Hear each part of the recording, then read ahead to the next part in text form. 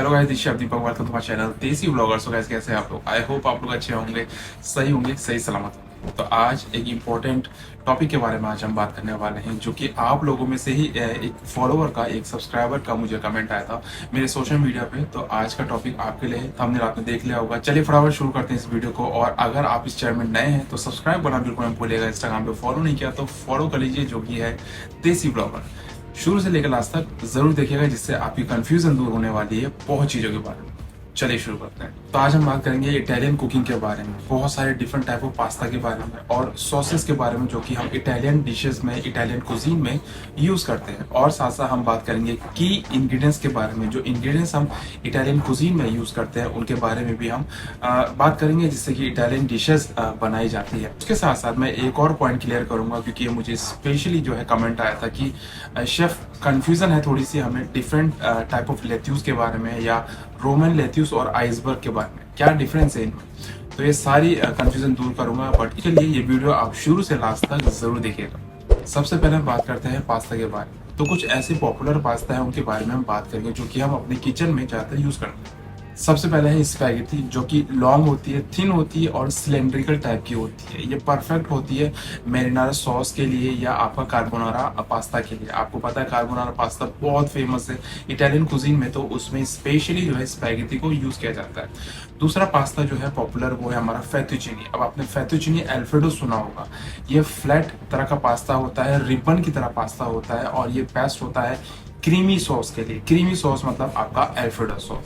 अगर हम penne pasta की बात करें, जो कि सबसे पॉपुलर मुझे लगता है पेने पास्ता और सबसे कॉमन है, ये ट्यूब टाइप के होते हैं और इनका जो शेप है वो ट्यूब टाइप का होता है। और ये ग्रेट होते हैं थिक सॉस के लिए। थिक मतलब थिक या चंकी सॉस के लिए, जैसे आपका अरेबियता हो गया, या पेस्टो सॉस के साथ भी आप पेने को सर्व कर सकते हो। पेने अरेबियता आपने सुना होगा, तो उसमें आपने देखा है कि हम अरेबियता सॉस सर्व करते हैं, जो कि थिक होती है। अगर अगले पास्ता की बात करें, जो कि फोर्थ है, जो लिंग्विनी पास्ता है, तो लिंग्विनी पास्ता जो मेरे मेन्यू में भी है, तो ये सिमिलर होता है, सिमिलर स्पैगेटी की तरह, बट ये थोड़ा सा जो है फ्लैट होता है। आपने लिंग्विनी देखा होगा, लिंग्विनी फ्लैट टाइप का होता है और स्पैगेटी थोड़ा सिलेंड्रिकल टाइप का होता है।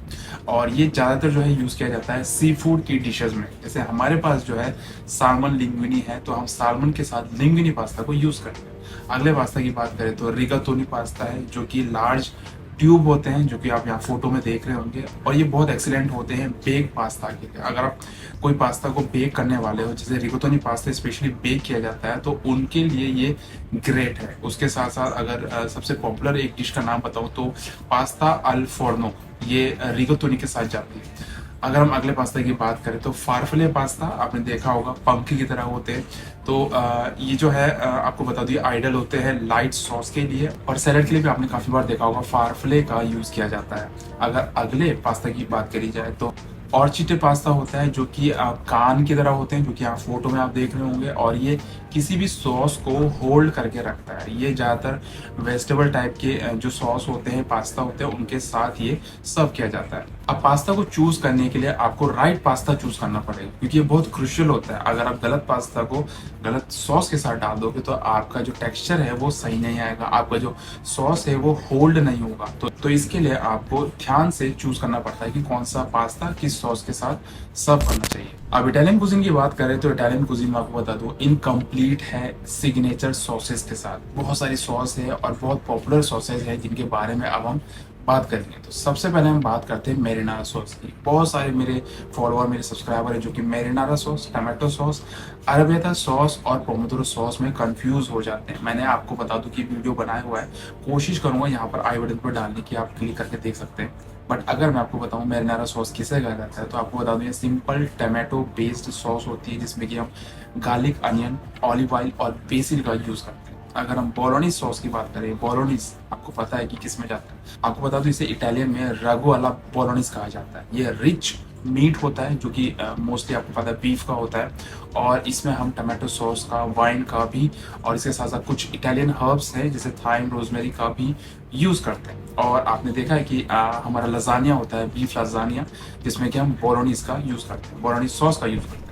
अगले सॉस की बात करें तो पेस्टो सॉस, आपको पता होगा पेस्टो सॉस इटालियन कुजीन में बहुत फेमस है और ये फ्रेश बेसिल के साथ, गार्लिक, पाइनट और पार्मेसन चीज़ के साथ बनाया जाता है। साथ साथ इसमें ऑलिव ऑयल और सीजनिंग को भी ऐड किया जाता है। अगर हम अगले सॉस की बात करें जो कि बहुत पॉपुलर है, अल्फ्रेडो, जैसे मैंने आपको बताया, तो अल्फ्रेडो सॉस जो है एक क्रीमी सॉस है जिसमें सिर्फ और सिर्फ 3 इंग्रेडिएंट्स का ही हम यूज करते हैं, बटर, हैवी क्रीम और पार्मेसन चीज। बट आज की डेट में आपको पता है अगर अल्फ्रेडो पास्ता हम सर्व करते हैं तो कहीं पर गार्लिक डाला जाता है, कहीं पर मशरूम डाला जाता है, कहीं पर चिकन डाला जाता है। तो अलग अलग वेरिएशन में आज की डेट में आपको अल्फ्रेडो सॉस मिल जाती है। अगर हम अरेबियता सॉस की बात करें जो कि one of the most popular Italian sauce है, पास्ता हम सर्व करते हैं तो ये स्पाइसी होती है, ये सेम लाइक टमाटो सॉस होती है बट इसमें हम रेड चिली फ्लेक्स, गार्लिक और ऑलिव ऑयल का यूज़ करते हैं। अगर हम कार्बोनारा सॉस की बात करें तो कार्बोनारा सॉस में मैं आपको बता दूं, अगर ऑथेंटिक की आप बात करते हो तो इसमें एग यॉक लिया जाता है, साथ साथ पेकोरिनो रोमानो चीज़ का हम यूज़ करते हैं, ना कि पार्मेसन चीज़ का। बट आपके पास अगर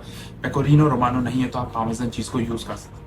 साथ साथ पेनासेटा और ब्लैक पेपर को आप यूज करते हैं। पेनासेटा और गोंजाल, मैं आपको बता दूं कि पोक का यूज किया जाता है, पोक का यहाँ का पार्ट होता है जिसे गोंजाल बोलते हैं, तो इन्हें यूज करके आप कार्बोनारा सॉस बनाते हो। अगर मैं आपको बताऊं कि हर एक सॉस पेयर होती है well with different type of pasta, हर एक सॉस के साथ एक पास्ता आपको सर्व किया जाता है वेल मेंटेन करके, और जो कॉम्बिनेशन होता है वो भी अच्छा होना चाहिए। एग्जांपल की बात करें अगर आपको, जैसे मैंने आपको थोड़ी देर पहले बताया, फेतुचीनी अल्फ्रेडो पास्ता आप सर्व करते होंगे। अगर हम स्पैगेटी की बात करें तो कार्बोनारा स्पैगेटी के साथ बेस्ट सर्व किया जाता है गेस्ट को।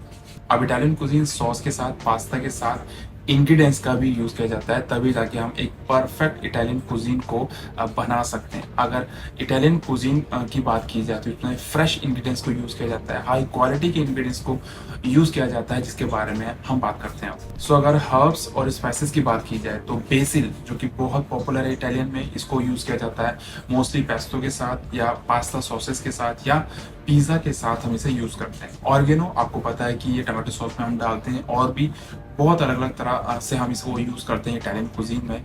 ये जो है डेप्थ फ्लेवर लाती है टमाटो सॉस में, और ग्रिल्ड मीट अगर आप बना रहे हो तो ऑर्गेनो वहां पर भी आप ऐड कर सकते हो। अगर हम बात करें रोजमेरी की तो ये ग्रेट है रोस्टेड मीट के साथ। अगर आप कोई भी रेड मीट को कुक कर रहे हो तो उसके साथ रोजमेरी का कॉम्बिनेशन होता है। साथ साथ अगर आप रोस्टेड पोटैटो बना रहे हो या आप अगर ग्रिल वेजिटेबल बना रहे हो तो उसके साथ भी आप रोजमेरी को ऐड कर सकते हो। रोजमेरी के साथ साथ हम थाइम का भी यूज करते हैं, जो कि बहुत कॉमनली यूज किया जाता है सूप्स में, इटालियन सूप्स में, स्टीव्स में, और उसके अलावा रोस्टेड डिशेस में। रोस्ट कोई भी आप रोस्ट कर रहे हो किसी भी चीज को तो उसमें हम थाइम को ऐड करते हैं।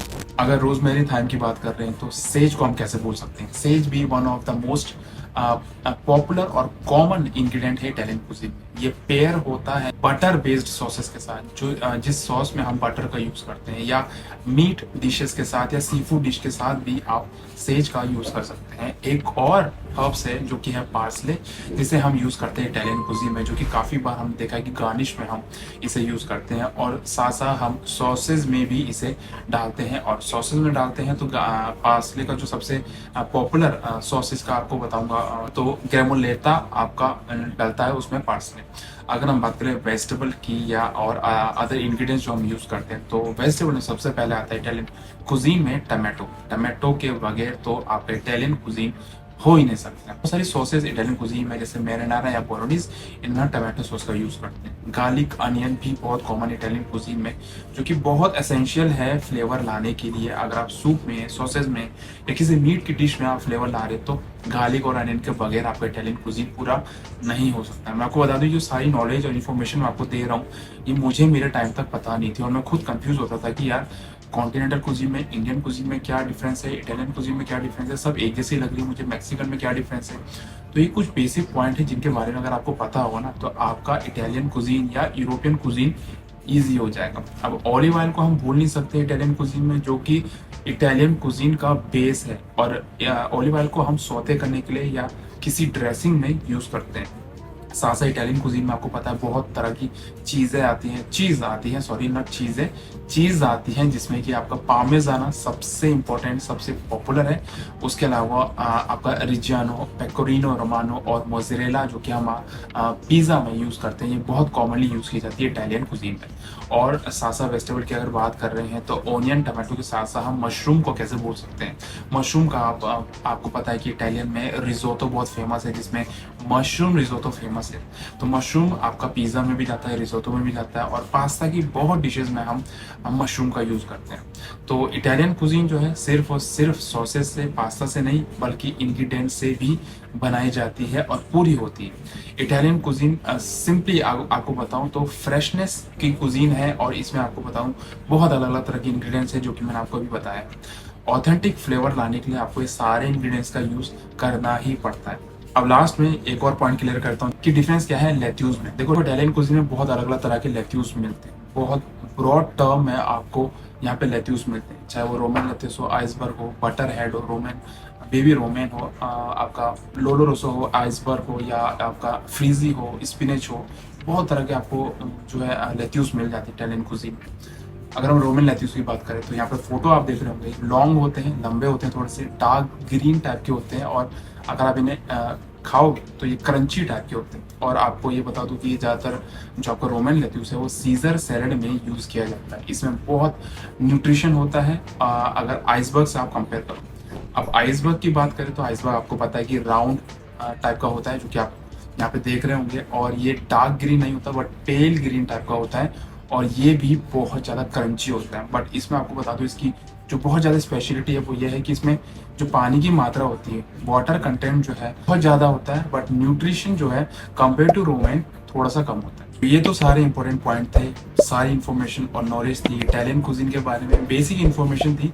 अगर आपको ये सारी इन्फॉर्मेशन पसंद आई, अगर आपको ये वीडियो पसंद आया, तो इस वीडियो को लाइक और शेयर करना बिल्कुल मत भूलना। अगर आपके पास कोई पर्टिकुलर टॉपिक है, अगर आप चाहते हैं किसी पर्टिकुलर टॉपिक पे मैं आपके लिए वीडियो लाऊं, इन्फॉर्मेशन और नॉलेज लाऊं, तो कमेंट में आप मुझे बता सकते हैं।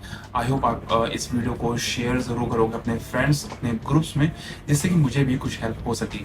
तो बहुत सारे अपडेट्स हैं जो कि मेरे ब्लॉग चैनल में आने वाले हैं, तो ब्लॉग चैनल ज़रूर देखिएगा। फैमिली आने वाली है, आई होप अभी तक आ गई होगी जब तक आप ये वीडियो देख रहे होंगे। तो बहुत सारे मेरे फैमिली ब्लॉग्स भी मेरे ब्लॉग चैनल में आने वाले हैं। जाइए फटाफट सब्सक्राइब करिए, और अगर आप नए हैं इस चैनल में भी तो सब्सक्राइब करना बिल्कुल मत भूलिए।